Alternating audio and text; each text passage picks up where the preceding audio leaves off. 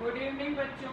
आज हम लोग अपना प्रश्न संग्रह 3.2 का सवाल नंबर चौथा हल करेंगे और उसमें भी कुछ उप प्रश्न हैं उनको हल करेंगे। ये हमारा सवाल नंबर चौथा क्या है और इसे कैसे हल करना है। दो वृत्त हैं, वो दोनों वृत्त एक दूसरे को बाह्य स्पर्श कर रहे हैं और एक ऐसी रेखा है जो कि उनके स्पर्श बिंदु से होकर जाती है और दोनों वृत्तों को प्रतिच्छेदित करती है। तो इस प्रकार हमारी रचना होगी। तो हमें बोला है कि दोनों वृत्तों की जो त्रिज्याएं हैं वो समांतर बताना है। और हम कैसे इसे बताएंगे, आपने 9th में पढ़ा है कि हमें रेखाओं को जब समांतर करना होता है तो हमारे या तो एकांतर कोण सर्वांग सम होंगे, या तो मेरे संगत कोण सर्वांग सम होंगे, या तो मेरे अंतर कोण संपूरक होते हैं, तो मेरी रेखाएं समांतर होती हैं।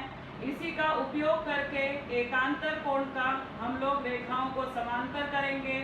और दूसरा हमने 9th में एक और प्रमेय पढ़ा था, समद्विबाहु त्रिभुज का प्रमेय। क्या है ये प्रमेय? वो प्रमेय ऐसा है कि अगर किसी त्रिभुज में त्रिभुज की दो भुजाएं सर्वांग सम हो तो उन भुजाओं के सम्मुख कोण भी सर्वांग सम हो जाते हैं।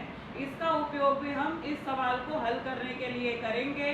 तो हमारा इसमें 3-4 प्रश्न हैं, इसलिए आज मैं खाली आपको चौथा सवाल ही हल करवाऊंगी।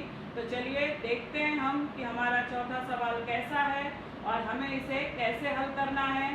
तो मेरा जो सवाल है वो है कि अगर आकृति में हमको दिया है कि एक बिंदु P और Q दो बिंदु हैं जो कि केंद्र वाले P और Q केंद्र वाले बिंदु वृत्त को एक दूसरे को कहाँ पर, बिंदु R पर स्पर्श करते हैं। क्या बोला है?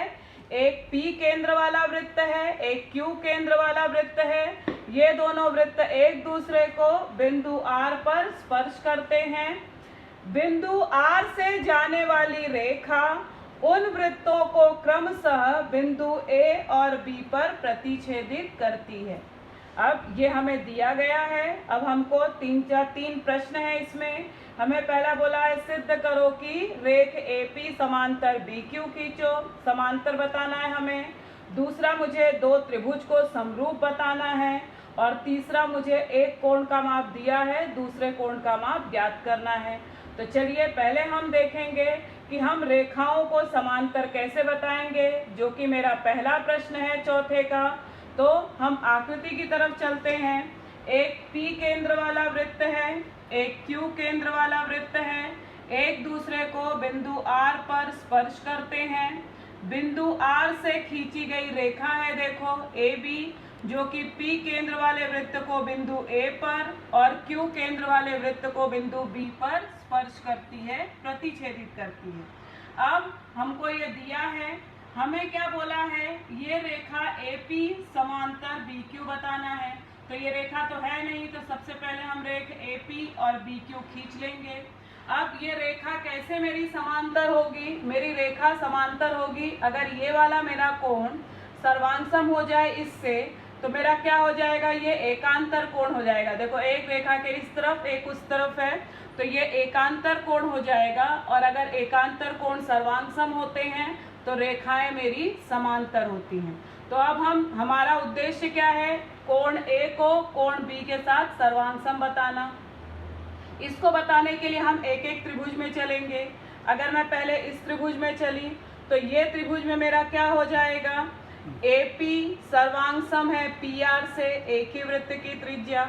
इसका मतलब ये समद्विबाहु त्रिभुज हो गया। तो इसकी सम्मुख कोण ये होगा, इसका सम्मुख कोण ये होगा। तो मेरा कोण A सर्वांग सम हो जाएगा। इस कोण से एक समीकरण मिला। अब अगर मैं चलूं, ये मेरा कोण इसके साथ सर्वांग सम होगा, ये शीर्षाभिमुख कोण है, तो ये मुझे दूसरा समीकरण मिल गया। अब मैं इस त्रिभुज में अगर चलूं तो ये दोनों एक ही वृत्त की त्रिज्या है, सर्वांग सम होंगी, तो ये भी समद्विबाहु त्रिभुज हुआ।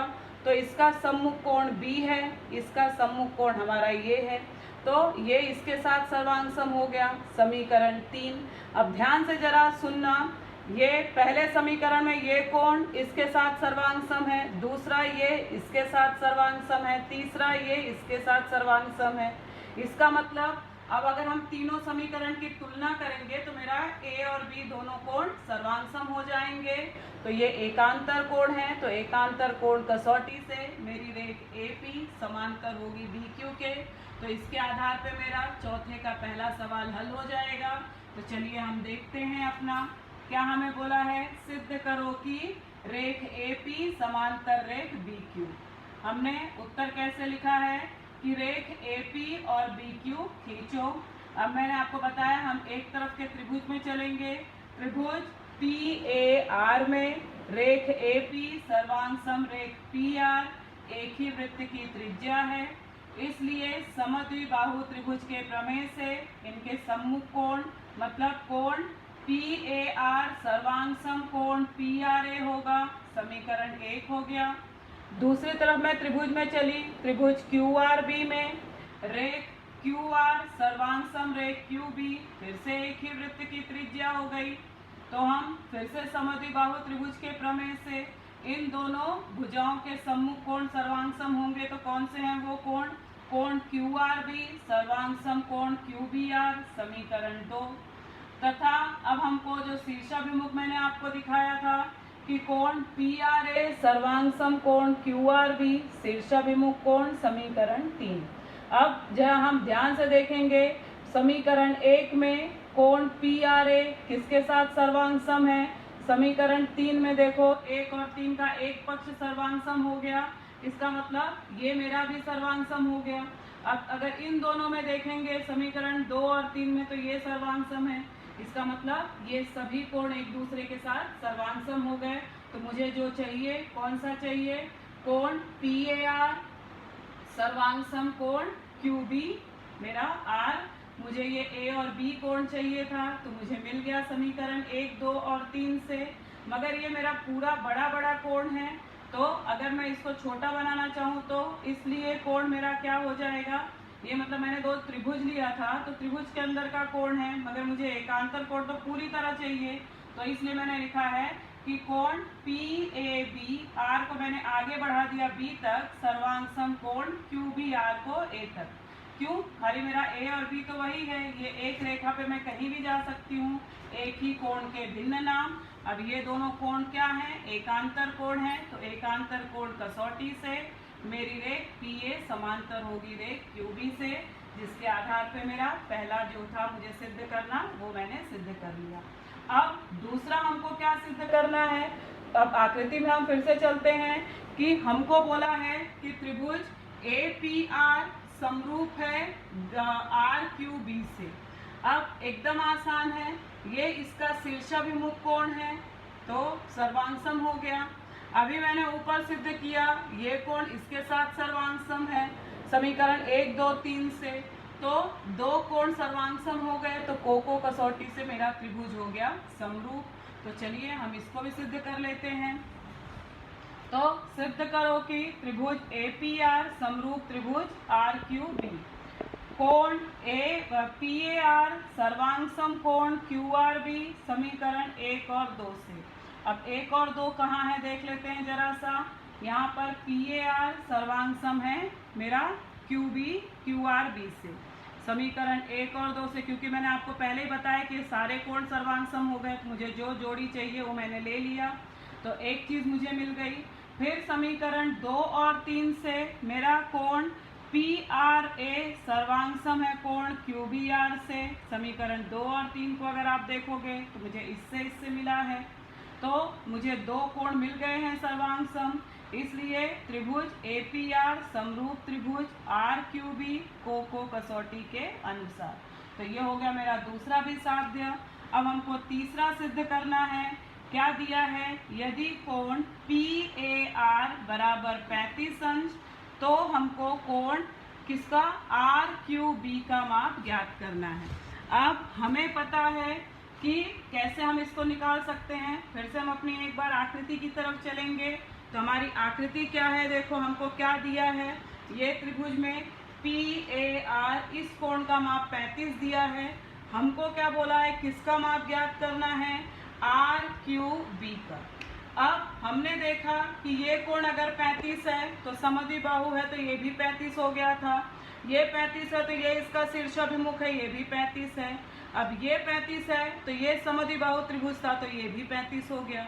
मतलब अगर मैं इस त्रिभुज में चलूं तो हमें पता है त्रिभुज के तीनों कोणों का योगफल 180 अंश होता है। तो अगर ये 35 तो 180 में से 35 धन 35 70 को घटा देंगे तो इस कोण का माप मुझे मिल जाएगा 110 अंश। तो इसके आधार पर मेरा जो इसका लास्ट क्वेश्चन है वो भी हल हो जाएगा। तो चलिए हम इसे हल कर लेते हैं। हमने क्या लिखा कि कोण PAR बराबर 35 अंश। समीकरण 1, 2 और 3 से जो मैंने आपको आकृति द्वारा समझाया कि कोण PAR बराबर कोण QRB बराबर कोण QBR बराबर 35 अंश, इसको मैंने नाम दिया समीकरण 4। अब हमने त्रिभुज ले लिया। त्रिभुज QRB में कोण QRB धन कोण QBR धन कोण RQB बराबर 180 अंश, त्रिभुज के कोणों का योग। अब इसका माप मेरा 35 है, मैंने लिख दिया, धन इसका माप 35 है, लिख दिया, धन कोण RQB का माप नहीं पता है, बराबर 180। 35 धन 35 हो जाता है ये 70, धन कोण RQB बराबर 180, इसलिए कोण RQB बराबर 180, इसका पक्ष बदलेंगे तो -70, तो कोण RQB बराबर 110 अंश। तो इस पे मेरे चौथे के जो 3 उप प्रश्न थे वो हमने हल कर लिया है, एकदम आसान है। कल हम 5वां सवाल जो कि 3.2 का लास्ट सवाल है वो हल करेंगे। धन्यवाद।